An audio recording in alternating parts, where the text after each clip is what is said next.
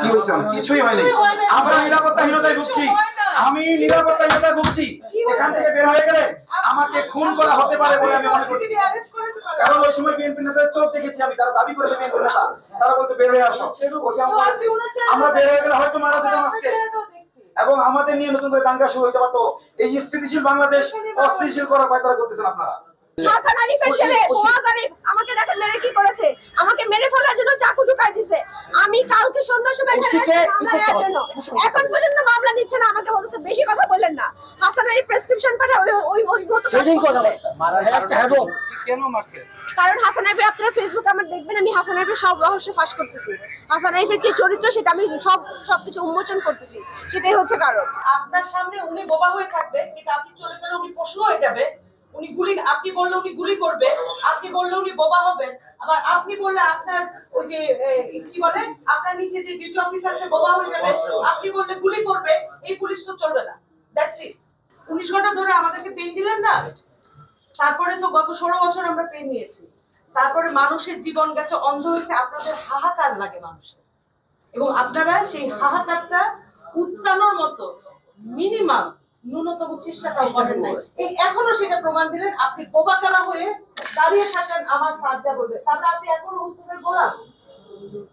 আপনি কিছু করতে পারবেন না, আপনার ভরসা এই হুকুমের গোলাম পুলিশ আমরা চাই না। That's it. আমরা শুনতেও চাই না।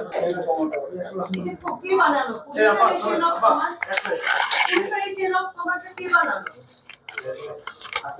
তাহলে আমরা যে সংস্কারের কথা বলছি, পুলিশের রিপোর্টের কথা বলছি, আপনাদের মাথার ভিতরে তো পুলিশের চেন অফ কমান্ড। আপনি কি এখনো হুকুমের দাস হাসিনার আমলের মতো হুকুমের দাস আছে? এক মিনিট ভাই প্লিজ। শেখ হাসিনার আমলে যে পুলিশ ছিল তারা আমাদের কাছে পাখির মতো মানুষ হত্যা করেছে, পরে এসে কি বলছে জানেন? মাফ করে দেন, আমরা হুকুমের গোলাম ছিলাম। আমাদের প্রশ্ন, আপনি এই রমনা মডেল থানার ভারপ্রাপ্ত কর্মকর্তা, ডিসেম্বর মাসে এই জুলাই অভিযানের 3 মাস পরে আপনি কি এখনো হুকুমের দাস আছেন যে আপনি আপনার বসের সামনে দাঁড়িয়ে কথা বলতে পারেন না? উনি কথা বলবেন, আবার দিকে তাকান, সেটা উত্তর দেন। ওই এক কথা বলুন, আবার বলেন, বলেন। তার মানে আপনি ভারপ্রাপ্ত কর্মকর্তা কতক্ষণ আপনি যে অ্যাবসেন্ট ছিলেন এই জবাবদিহিতাও আপনি করতে চান? আমি জানতে চাচ্ছিলাম যে গত 6টা থেকে এত বারবার আমরা ফোন দিলাম, আপনি ফোনটাও পিক করেন না কেন? আপনি তো থানার ওসি, কেন পিক করেন নাই? এই জবাবটা কি আপনার হয়ে আপনার বস দিবে? লেখেন ভাই, এখানে প্রযোজ্য না। আমার প্রশ্নটা ওনার কাছে। আমি বলি, এটা থানা, তো এই থানার ভারপ্রাপ্ত ওসি কে? না, আপনারা যদি ওনার বিরুদ্ধে যদি কোনো আপনার অভিযোগ থাকে, মনে করেন যে আপনার অভিযোগ আছে, সেই অভিযোগটা দেখার জন্য কিন্তু আমাদের হচ্ছে উপরে মহলে অথরিটি আছে, অথরিটি আছে, আমরা আছে। আমার বিরুদ্ধে থাকে সেটা উপরে মহলে যাব, মানে আপনার পুরানো কায়দাতেই আছে। না, থ্যাংক ইউ। ওয়েট, আমাদের অভিযোগ আছে, তাহলে মামলা দিতে হবে। ওসি সাহেবের নামে একটা মামলা হবে, আর মিলার মামলা আলাদা হবে। এই পুলিশ কি আমরা চাই না ভাই? তার সাসপেন্ড লাগবে, পারমিশন রমনা থানায় নানা ধরনের রাজনৈতিক কার্যক্রম হয়। আজকে যেরকম আপনি বিএনপি লোক পাঠিয়েছেন, হ্যাঁ, বিএনপি সাথে কে লিয়াজো করছে এটা বের করতে হবে। বিএনপি সাথে কি আপনি লিয়াজো করছেন? বিএনপি নেতা কেন আসলো? আপনি আপনার পরিচয় হলো বিএনপি নেতা আসলো কেন?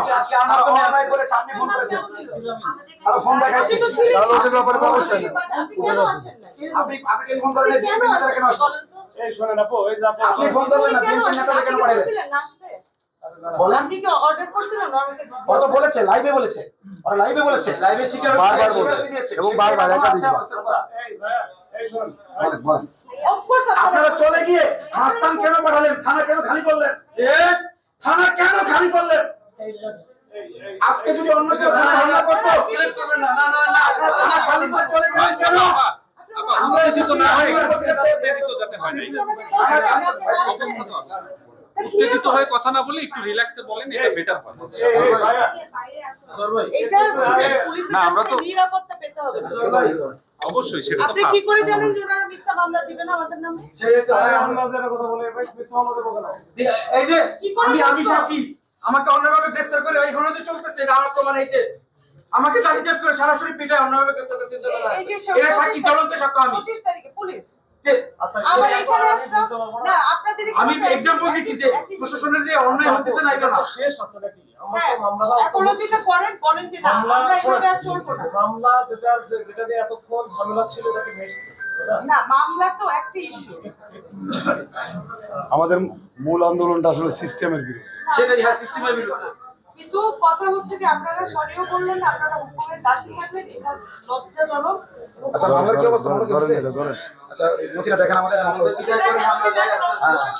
মামলা দেখেন ছবিটা আগে লাগবে। মামলাটা দেখেন আপনারা দেরি করেন ওই যে সামলান আমরা ভিকটিম বা ভুক্তভোগী নীলা ইসরাফিল উনি লিখিত অভিযোগ নিয়ে এসে আমাদের কাছে দেয় যে তার এক্স হাজবেন্ড সে তাকে ফিজিক্যালি অ্যাসল্ট করেছে, মারধর বা নির্যাতনের ঘটনা ঘটেছে। এরকম একটা ঢাকা ক্লাবের একটা ঘটনা, আরও 2 দিন আগের ঘটনা। তো এইটাকে কেন্দ্র করে আমরা তার ওটা নিয়ে আমরা একটু যাচাই বাছাই করার চেষ্টা করেছি, এগুলো একটা সময় গেছে। আমরা এখন মামলাটা রুজু করেছি, মামলা নম্বর 2 তারিখ আজকে এই মামলা রুজু হয়েছে। এখন যেটা তদন্ত চলতেছে, তদন্ত চলতেছে এই আর কি। এর বাইরে তো আসলে কিছু বলার না, তদন্ত শেষ করে আমরা তখন বলতে পারবো যে আসলে কতটুকু কি হয়েছে। ঠিক আছে, এইটুকু আছে।